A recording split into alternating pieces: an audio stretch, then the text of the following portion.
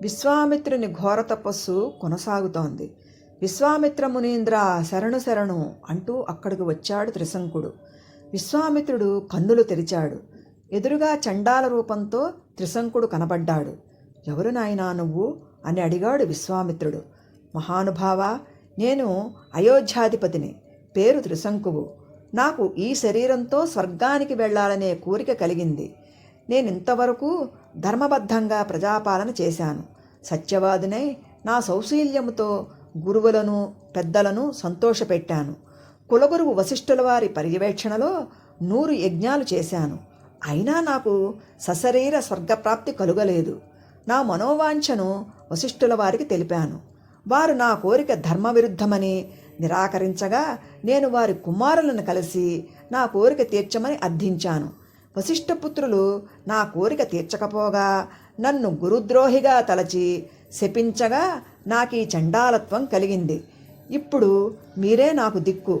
నా కోరికకు కార్యరూపం కలిగించగల సమర్థులు మీరు. దయతో నన్ను అనుగ్రహించండి అని ప్రార్థించాడు.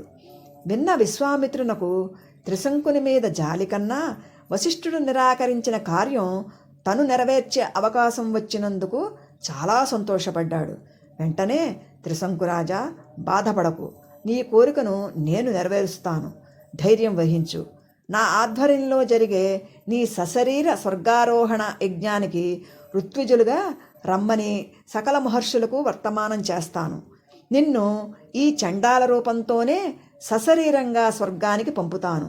ఇది తథ్యం అని పలికి తన 4 కుమారులను పిలిచి యజ్ఞానికి కావలసిన సంభారాలన్నీ సత్వరం సమకూర్చండి అని ఆదేశించాడు. అనంతరం తన శిష్యులను పిలిచి, మీరు దేశదేశాలు తిరిగి వేదాధ్యయన సంపన్నులైన విప్రులను మహర్షులను స్వయంగా ఆహ్వానించి తీసుకురండి.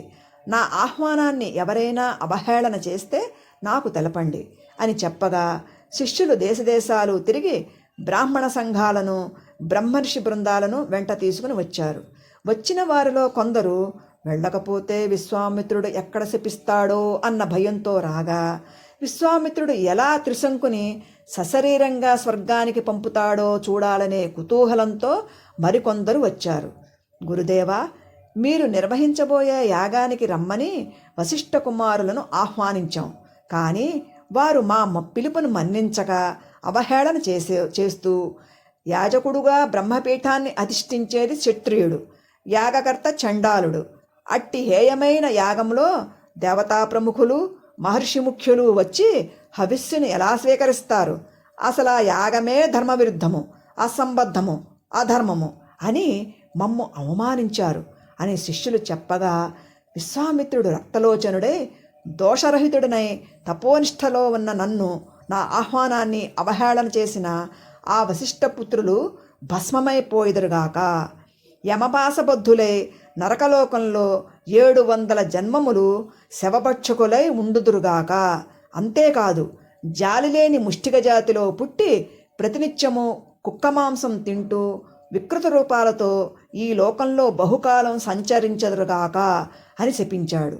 ఆహుతుల ప్రార్థనలకు శాంతించిన విశ్వామిత్రుడు యాగదీక్షితుడై త్రిశంకుని చేత సంకల్పం చెప్పించి క్రతువు ప్రారంభించాడు.